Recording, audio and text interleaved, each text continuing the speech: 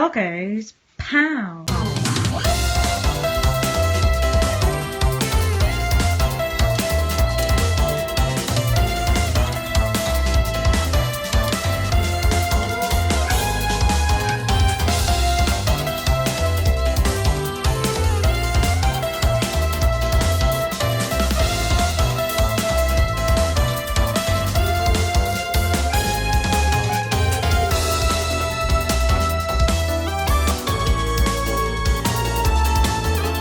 Right, it's time to have a look at the good, the bad and the ugly. This is the PlayStation 2 Sega Ages versions of the Sega Super Scale arcade games. Can I get Sega in that sentence again? Yes, Sega.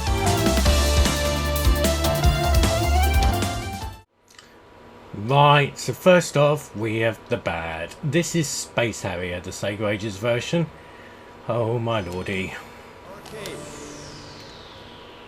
Get busy, Harrier. Yep, screaming. We're all going to be screaming after this. Now this is an absolute travesty. What is going on with this? Now this is the PAL version. I've just noticed that the floor graphics are different, which is interesting. Oh no, they're not. No, it's got this weird fractally floor effect on the stages. But that's the least of the worries. It just looked dull. I mean, Space Harrier is supposed to be pretty. At least every other version of Space Harrier is pretty. Even Space Harrier 2 was pretty. But this is decidedly unpretty.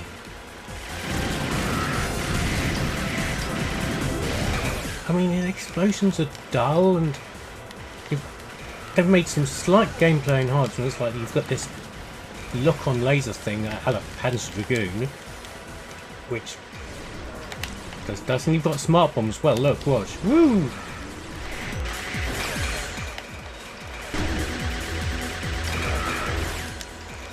But it's just not really Space Harrier, is it? And that dragon looks awful. I mean, seriously, who signed off on that? The dragons in the original were okay for the time, amazing, took a bit basic by today's standards, but they looked a lot better than that. I'll tell you what we're going to do. We're going to turn off the fractal backgrounds, because you can do that in the options, so bear with me. Let's just do that. So yes, turned off the fractals, and you've got the more traditional checkerboard floor thing going on here.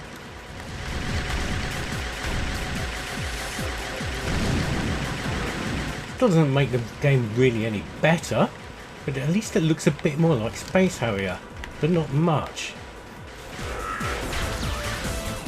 Right, so stage 2 again, and oh my lordy, look, the rock heads have...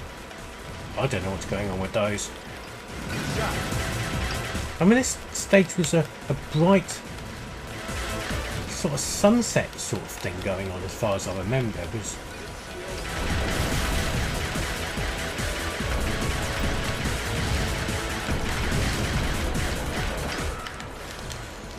It was pretty.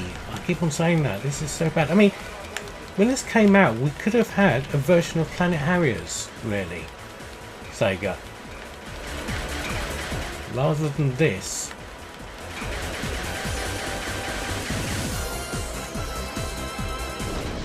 And half that stage is missing.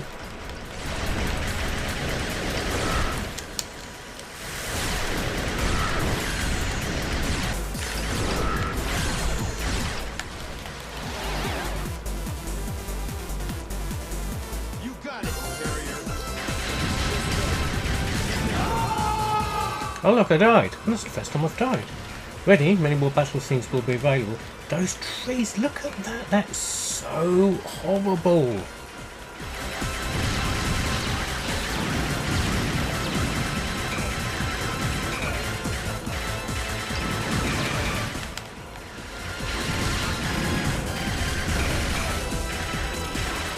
Actually, it's worth noting that Sega Ages 2500 series in Japan did a proper version of Space Harrier. Shall we have a quick look at that? Yes, let's. So this is that Space Harrier Complete Collection. It's got Space Harrier 2, Space Harrier and Space Harrier 3D for the Master System on it, which is lovely. You can also flick to the Master System version of the original Space Harrier as well, should you desire. But we're here to have a quick look at this. And this is a bare bones conversion of Space Harrier, and I'm not saying that's a bad thing. This is not a bad thing, because this plays really, really nicely. It's really, really fast. Feels good with the analog stick. And above all, it's, for all intents and purposes, the arcade perfect version of Space Harrier that you probably had on the Saturn, but on the PlayStation 2 with analog controls. Really, really nice. Shows you how it could be done. Right, next up, we have the good. This is Outrun. Obviously, it says there. Okay, so pick your music. So we're going to go Splash Wave because we're normal. Get ready. And this, well, let's put it this way, at least it's colourful. It still doesn't look particularly great. That car is butt ugly. However, this plays really, really well. I mean really well. This feels good. In fact, if Outrun 2006 and SP and Outrun 2 hadn't come out, you know, this would have been like, wow, it feels like proper Outrun. Ooh. It does feel really nice. And you can say it's pretty speedy as well, which is good. And I haven't changed gear. What is going on there? Amateur hour? There we go, that's more like it. Get some speed up now. And yeah, the graphics are pretty awful considering, but it is fun. It includes the rival mechanic from that would go on to be in Outrun 2. Oh crap. Huh. Okay, shall we try that again? Right, doing a little bit this time because we remembered there's actually a gearbox on this car, so that's good.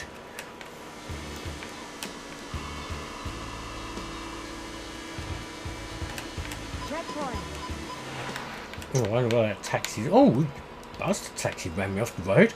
That's not nice. Hey, it's time to make some crazy Bastard. money. Are you ready?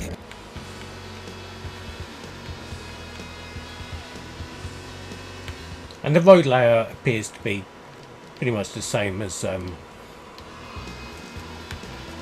classic Outrun. They should have canyons this stage, maybe. Oh no, I'm playing in arranged mode, so some of the course layout is different. So okay, that's why. If you look at the map route in the bottom, it's a diamond rather than a triangle. So there's some extra stages. There's the fuzz there. Oh, we're going this way. Oh no, well, apparently we're going that way. Apparently that way wasn't good enough. And we're going this way. This is a night stage by the looks of things. We're going to get there in time. We should do. No, that's really annoying. Right, we're playing arcade mode this time, so we should get the stages in a at least in right order. This is the Japanese version, so we're getting. Oh no, that's right. This the monument tower pillar things are on this stage, and look how much they look more like the arcade version scenery than those stupid pillars and trees in Space Harrier.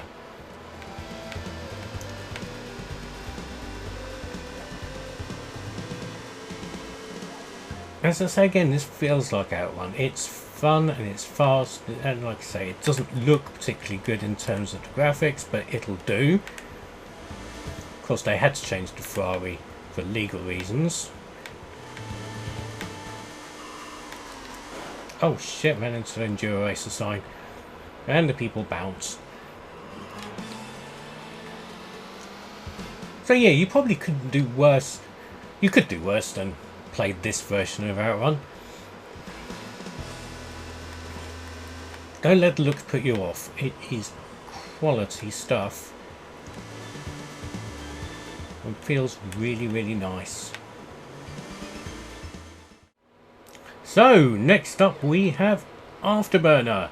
And we can do a range mode because it's got a couple of little changes, but the core gameplay is the same. Main change being you can select a fighter. So, you got your Tomcat, your Harrier, an A10, and for some bizarre reason, a Nighthawk. But that's really, really odd. But we're going to go Traditionalist.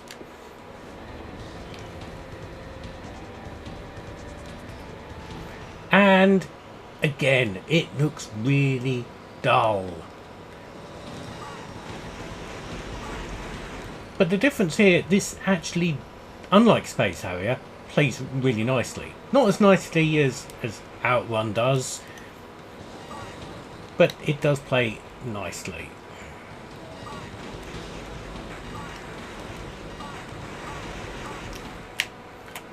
And the rolls work. Take note, Game Boy version.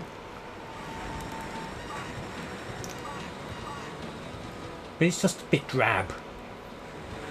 Again, with the second stage, it should be like a vivid sunset sort of thing going on, but no, it's a Dullsville.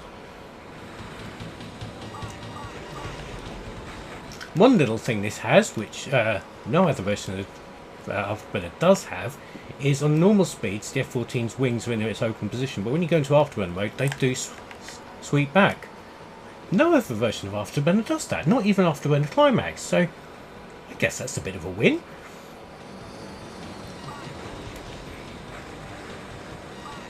Still, as a budget version of Afterburner, it still isn't too bad. And look, Tom Cruise has been retconned out in favour of the hang-on biker. Boo. Maybe they didn't want to upset Paramount, who knows.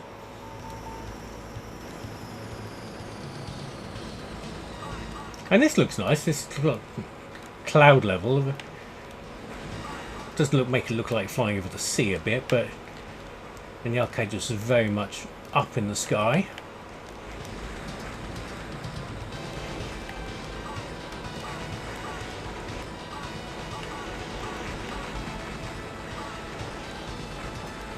Oh.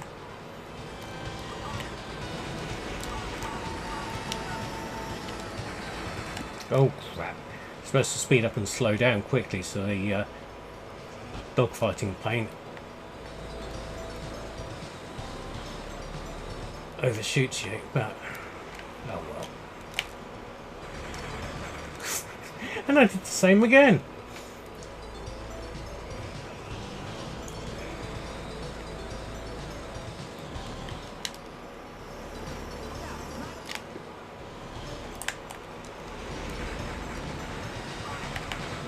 And again.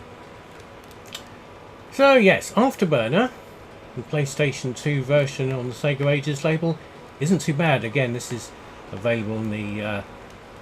No, wait, this isn't available on that Sega compilation. This, for some reason, Afterburner Outrun are, and this isn't. That's strange, isn't it? Anyway, yeah, it might be worth a go, if you like it. Right, lastly we've got the Sega Ages Galaxy Force disc. Now this is a bit special. I'm going to be concentrating on one part of this, but this is how you do things properly. This has got the original arcade version, the Mega Drive version and the Master System version, but we're going to be concentrating on this, the Neo Classic version. Now this is an updated, slightly graphical rejigged version of Galaxy Force. So let's jump straight in.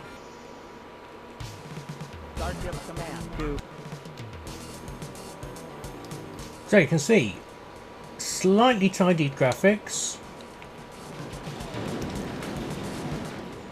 not stretched, proper widescreen. It's been done properly, and look how fine that looks. I mean, the arcade version is good, it's definitely a looker, But this is how you do this kind of thing with absolute care. And people might not like Galaxy Force, or they might like Galaxy Force. I think it's great with its chilled soundtrack and really limited but strangely relaxing gameplay. Penetrate that enemy fortress.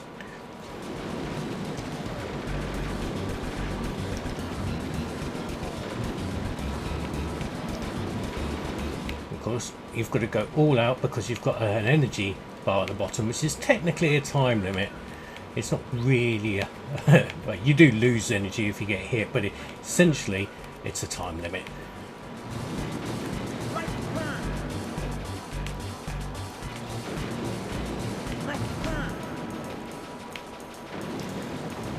And the first level is rather easy.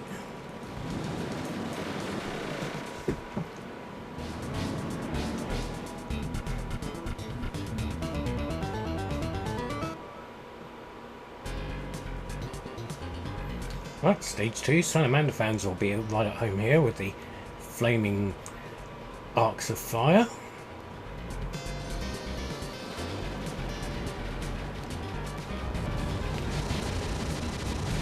And the more hits you get while you're playing stage 3, the more energy you get replenished. So it's good to shoot as much as you can, especially these flaming snaky things. But this looks just so good.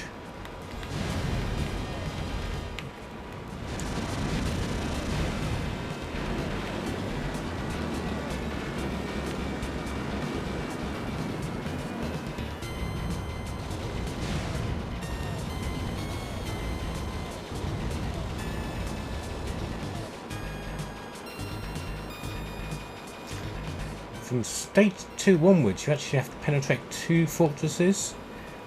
Then you get a checkpoint at the end of the first one, which replenishes your energy.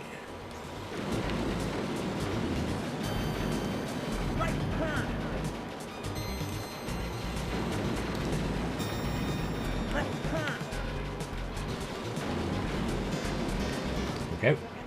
Extra energy. Your time has been extended, if you like. I do like. Oh crap.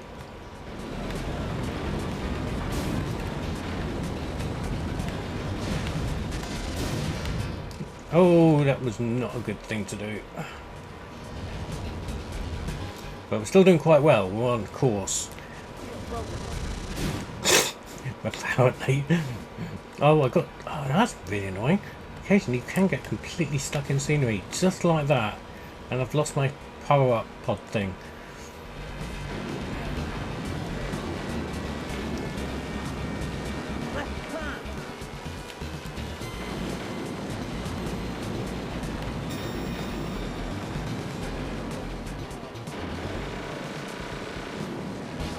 And destroying the core is always really easy. It's just like, seriously, just fire one missile into it and it blows up.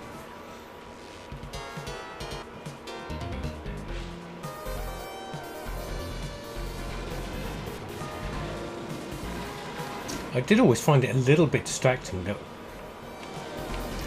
when your ship gets hit, you'll see the sides of the wings spark, and they continue sparking right through to the end game.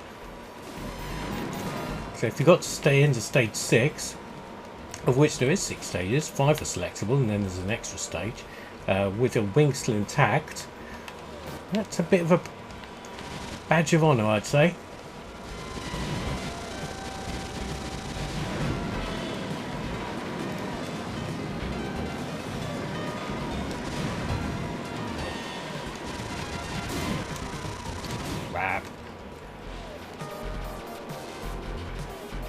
Actually, this one's only got 1 fortress, actually, this stage, but...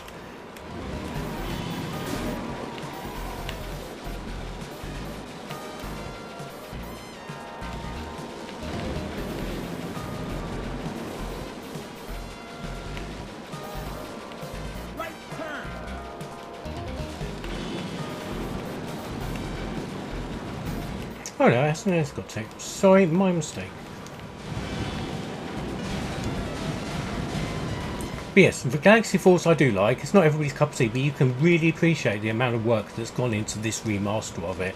Again, for budget release, that's pretty outstanding. Budget release for, dare I say, a pretty niche game.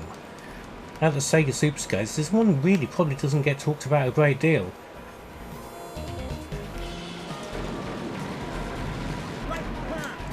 But still is absolutely tops.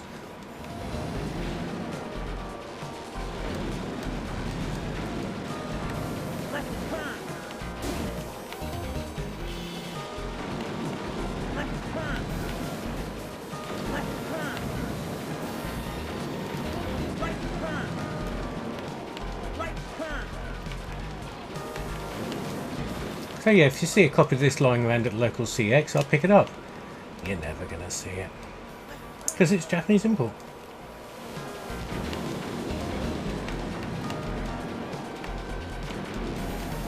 Yeah, good stuff, Galaxy Force, I do like.